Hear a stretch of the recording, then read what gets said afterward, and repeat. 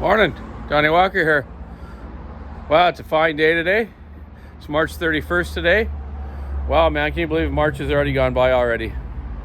Just seems like it was New Year's, eh? Had a great weekend. Thanks for all the birthday wishes and all the views on watching some of the racing that I took footage of the two-strokes racing. I'm still trying to get the stuff off my GoPro to put on to put my races on there, but I'll get that happen the next couple nights. So I'm up at the old Walker Saw shop here at my porting room and going to start doing some stuff. So let's go down and see what I got on the go. I had to just unload 3 boxes of stuff down in there. Then I had to come and find my coffee. There it is. Left it over here. Got to have my Starbucks. And no, I'm not paid by them. Sun shining. Yoo-hoo. So nice here right now. It's all getting greened up really nice. A few flowers out. I just watched this squirrel jump from one tree to another. This little black squirrel. Man, he leaped like about 30 feet. I was like, wow, good job, buddy. You should be in the Olympics. Could be a biggest jump ever. Squirrel jumping. Hey, put that in the Olympics. Anyways, that's stupid. You hear the birds chirping back there and whatnot. I like spring. Be nice if it was a little bit warmer. Just talking to my buddy Paul down in California. I think he said it was going to be, I don't know, 75, 80 down there today and getting hotter. So enjoy that heat. I'm still wearing a sweater and it's not t-shirt weather yet. Alrighty. End of the shop. I just unloaded a bunch of cylinders that I'm going to do today. I've got just received yesterday in the mail some gaskets I'm getting made for the 572s, and I've been actually waiting to do a bunch of 572s. So I didn't want to get them, I wanted to do them right the way I want them. So I had some gaskets made from Comedic Gaskets in the US. I sent them a brand new stock OEM papered 572 gasket, and I got them to make them thinner for me. So I got like 100 of these. So they fit perfectly onto the 572 here. So I'm not deleting the base gasket. I'm just adding another one. People ask me that on these, if I delete them or not. There you go. It fits perfect. It's kind of a metal one with a coating, just like stills are. The 461s or any of the Pro Saws they use. I've never had these gaskets ever leak on a still, so I don't think these will leak on the Husky. I will pressurize this motor when I get this on there, but I'm sure it's going to be fine. The guys at Kinetic have been really good. They assured me that it'll be fine, and I know it will be. So that's my what I'm doing on the 572s. They're working really well. It's funny, yesterday I did a 572 for a fella, Steve Settler, I think. I did 2 saws for him, a 572 and a 7310, like the one I got in the vise here that I'm going to retime. This is the one I'm going to be sending out to the loggers and within the next week or two, and go up into the bush and see how it runs up against the 572 with the 32-inch bar on both of them. Just redialing this one in now. I got all my Echo cylinders machined, the ones I'm doing. I took my jig to my buddy's lathe and we got them turned down so I can get better compression out of them. They're very low on compression, or squish, you want to call it, from the factory. So I'm going to dial this one in, make sure we cut it properly, which I'm sure it is. Other one's been good. And then I'm going to dial it back up again to make sure my jig that I've already made for doing the exhaust timing and intake and transfers is all correct still. And it should be. It shouldn't have changed, but you never know. Some of these factories do change stuff once in a while, and you do it the wrong way with your regular jig that you had already measured, and it could be off. So I'm just going to recheck it anyways. I recheck them every few months just in case they do a change, right? You never know. I've seen it happen before. So yeah, that's what I got on the go. I got a couple roughed in cylinders, 395s here that I already roughed in the other day, and I'll finish them off. This one's Stephen Smith over in New Zealand. He's bought a brand new 395 off me that I modified.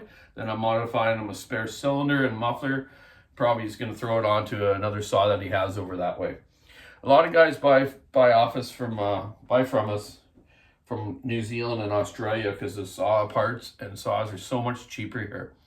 I believe that they're around a third of the price compared to there. So I don't blame them to be ordering from here and paying some shipping to get it there. We've had some customers that we've actually sent totes of saws there. When we actually, before you weren't allowed to send a whole goods, so we just strip all the covers off the saws, put them in a pile, then put the crankcases and the top ends in a pile, and then they'd assemble them when they get there, which isn't too hard. The motors are still together. You just got to put the covers on. But that was their kind of a way to get around, so we'd ship them there. Like I said, we send totes of saws there. So, and you guys down there, thanks for your business, and hopefully we can keep doing some more. Really good logger sports guys I've met through the years from New Zealand and Australia too. I've gained a lot of friendship with guys over the years. So have my parents, and a lot of them have actually moved to Canada or have married gals here, or gals have married guys, and they've moved over here. So very good axemen over there. Like you watch some videos of axe competitions in Australia and New Zealand. Like they're the best in the world, man. Yeah, excellent. I've had a couple axes from them, chopping axes, and they make really good ones in New Zealand and Australia. Okay, so what else do I got on the go? So yeah, doing my Echo one. I got a used old 461 to do for a guy. I'm going to save this cylinder. It's got a couple scratches in it. Well, he sent an aftermarket one, but I'm going to make this one work with a new piston. OEM's better. Got an old 390 here that the ring locator on the ring came out, and the ring spun around and caught an edge in the exhaust port. So I'm just going to, this is a stock cylinder. I'm just going to port it, and that'll get that nick out of it, plus give it a little more power. This is for our friend Reggie Brewster, and install a new piston, of course. And I got a used 500i from my friend Aaron Gray, Tomahawk Tree Service down in Victoria, BC. It's slightly used. Just perfect. I'm going to clean it up and blueprint that baby up. I got also, I'm a 400 for him too, and a brand new MS 400 with the magnesium piston. So do that one up too. I'm surprised how much they ran it from the factory, this one. They aren't usually that dark on top, but maybe this magnesium stuff gets darker compared to the aluminum pistons.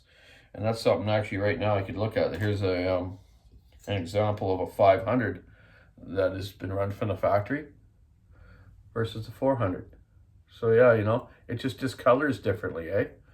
It's first time I'm dealing with magnesium pistons. Well, I've already done a few of these, but they're pretty cool. So light compared to that. Dimensionally about the same size pistons, a little smaller bore, of course, but way different weight. I don't weigh them. Why bother? Can't change them. So anyways, yeah, 400, couple 500s to do as well, like I just showed you there. What I got here? I used 661. So that one's actually an adjustable carburetor one. I can't wait to run it. I've never ran one with the adjustable carburetor. Oh, actually, I did run one. Didn't run very good either.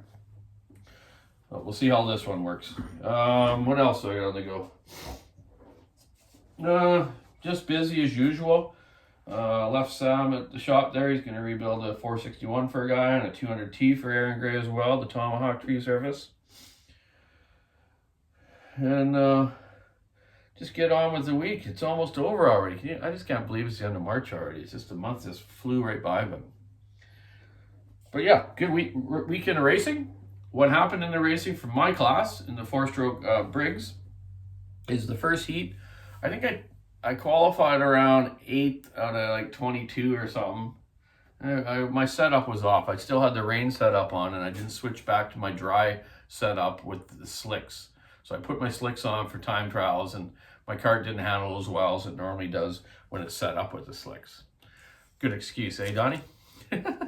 So anyways, I got up to about 5th in that race, so I moved up. So the next main final, I started, I think in 6th spot.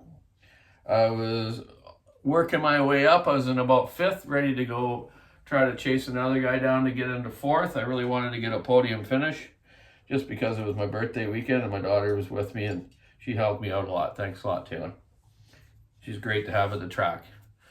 So anyways, I worked my way up to about almost 4th and my chain came off. I just changed the sprocket before that heat. I wanted to get a little more straightaway speed. I've been trying some different ratios. And you know, when I was tightening my chain, I was like, maybe I should tighten a little bit more. Nah, it'll be okay. I haven't had a chain come off for years. But that day, should have used my instinct, should have tightened it a little bit, but it came off. So whatever. I sat on the side of the track for a few laps and went back in, but I had a great day. There's nothing bad going racing, you know, like sure you might break down, but it's a lot better day than being at work or whatever, right? So I had fun. And then my daughter actually on the way home, she decides, she's like, maybe I'll give it a try. Maybe I want to try it out. So she's been in my cart before, but we're going to go to a parking lot here in the next couple nights. I'm going to change the gearing on it so it's a low ratio because it's a small little parking lot compared to a big road race track. You've seen us on there. And let her try it. And if she likes it, I'll get her a cart or get her into my other one and see how she makes out. And she's old enough now. She'll be 21 on April 2nd. So her birthday's coming in a couple days. If she likes it, I'll get her a cart and she can race with me. That's kind of neat. She's old enough now in the senior class.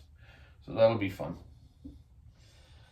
So, lots of talks about the 585 and 592 Husqvarnas that aren't in Canada here yet, but I've had a few emails and a few talks to a couple dealers in the US, excuse me, and a couple guys running them down that way.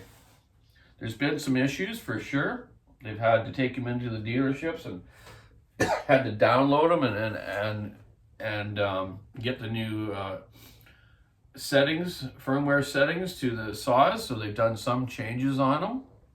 So the one fellow that's emailed me just got his back from the dealership. The Husky guys, they downloaded it again, checked it all over, pressurized it, everything, no leaks. So I'm just waiting to hear back from him how it works again and if it's any better or gives him the same problems he was having. So I'll go on about some of the problems later on. I don't want to get any bad rap on the saws, but hopefully they'll have them all fixed properly. And when we get ours here in Canada, I'll be happening with them. They'll be good. I'm still waiting for a short block. It's been on back order forever because I do have a cylinder kit, a 592. So I'm waiting for the short block so I can put the cylinder on and measure it up and get it be on top of it when they arrive here to get them out to my logger friends and whoever else is going to buy them off us. Yeah, I think they're going to be good though. They're not stupid. They've done a lot of research with these. So anyways, I better get at her. I got a lot to do, as you see. Yeah, I'm really impressed with these gaskets. Now I got 2 572s done yesterday. Ran them up, and one of them I made some cuts with, and yeah, it had some good torque. I really felt it. Pulls a lot harder, and should be good for bottom end for the 32-inch bars that we run here. And that's the thing. The way we run our big bars here in big wood, and some of that hard hemlock, you need good torque. Speed isn't everything. The guys do like the speed for limbing and whatnot. Like there's nothing like having some good speed, but they do have a rev limiter ignition too, but they're not that bad. Depending on your filing too. If you're a good filer and that chain's cutting good, you don't hit that rev limiter too much. But if your chain's not cutting that great, you're gonna be up in that power range where it's gonna kind of misfire a bit. Guys thinks it's running rich, but you can't. It doesn't run rich. It's just the ignition rev limiter, just like the stills have on the 461 and the 661s and whatnot. Some guys have changed over stuff like that so they don't have rev limiter ones, but I don't think it's a good idea unless you really know how to adjust the carburetor if it's got an adjustable carburetor, or you know how to change the auto tune and M-tronic, but you can't unless you got some sort of fancy computer to change the settings in it. But I don't think these companies are letting that out. There's no reason for it either. When they're running right, they run right. The 462 is an awesome saw. The little MS400 is awesome. The MS261, all the 500 series Huskies. And that's another thing. Actually, I did a video of manually resetting the Husky when I did it on that log. So you know what? If you guys are getting any saws from me here, especially in other provinces or other states of the U.S. or other countries, I really suggest that you do that anyways. Just run it up, get it all ready, make some cuts with it or whatever, see how it's running. If it's running fine, maybe you don't need to do it, but if you feel that it's not quite up to snuff or not running quite right, do that manual reset. It'll set it to your fuel in your area, and it'll set it to your environment, the humidity, the altitude, you know, how sharp your chain is. It senses everything, you know, temperature, the oil and gas ratio, right? So yeah, I suggest you really should probably do a manual reset. Why not? It doesn't hurt it. Like, you know, you can run a brand new one that's not even broken in and do that with it, and you're not gonna, you can't seize it. If you do, then you've probably got straight gas. That's about the only way. Or it had a factory air leak from the factory, but hopefully not. See how it goes, right? So if you have got one from me and you find it's not quite right, do that manual reset. If you guys don't quite figure out how to do that, just try to watch that video I did, and maybe I should do another one. Maybe I thought it was a pretty good one. Most people commented, said they could hear that change, and which it definitely did. But you get it, eh? You just warm the saw up a bit and just put the tip of the bar in that wood and just drag it back full throttle with light, you know, some pressure into the wood. Keep it down from top RPM just a bit, right? Around, you know, 9,000, 10,000, 11, in that range. And just draw it back and you'll hear it kind of changing RPMs, and all of a sudden, man, and it sounds nice and smooth. It's changed. And let it cool down a little bit at idle. Let it configure itself back to the idle mode. And then shut it off. Start it back up again, you know, a minute or something. Make a couple cuts with it. See how it is. I've done a few like that now, and it worked quite fine. So hey man, keep your saw in the wood, stick in the ice, rubber in the road. Check out the walkersawshop.com online. It's about time I did another shop tour too. Maybe this weekend one morning I'll show you all the new climbing gear we got, winches, all sorts of new stuff. Johnny's getting a lot of stuff in there now. The girls are doing a great job online. They're selling stuff and getting stuff out to you guys as quick as possible. Some fella was seeing my video of the 500i that I put the West Coast dogs on, that a few different companies make, but Gordy at West Coast Saws are making nice 3.1s and 5.1s, or the Pro Safety guys ones that we have there as well. We have it all in stock. The bark boxes and different stuff you want, the better side covers that'll fit a 462 and 500 that you seen on there. So a fellow from Germany had just commented to me yesterday about if we have that stuff that I showed, and I've said yes, of course we do. We have the best stock in probably North America with all pro saw stuff. So in Germany, not a problem, buddy. Forget the name that I seen on there, but no problem. Email the shop. The gals or my brother John or Rob, they'll get it out to you, whatever you want. So anyways, have a great spring. It's here, man. It's lovely out there today. I'll do some porting here and watch my squirrels jump the trees in the background. Have a great day. Bye.